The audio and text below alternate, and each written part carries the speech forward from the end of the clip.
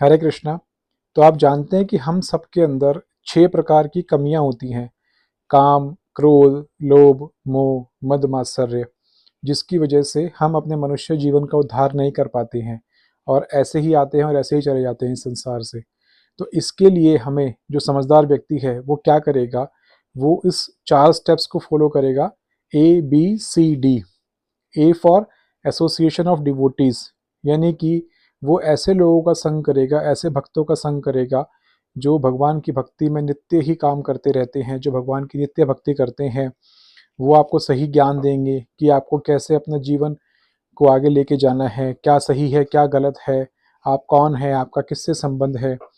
उसके बाद आता है बी फॉर रीडिंग बुक।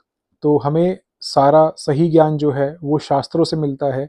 तो उसके लिए हमको नियमित रूप से श्रीमद् भागवतम और भगवत गीता जो है नित्य रूप से पढ़नी चाहिए, जिससे हम अपने जीवन का मूल्य जान पाएंगे और सही लक्ष्य को प्राप्त कर पाएंगे। सी फॉर चैंटिंग।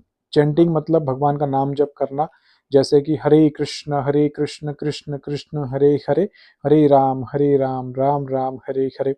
अगर हम भगवान का नित्य जप करते हैं तो हमें इस कलयुग में कोई भी परेशानी नहीं होगी और भगवान हमें सारी परेशानियों से निकाल कर अपने भगवत धाम वापसी ले जाएंगे।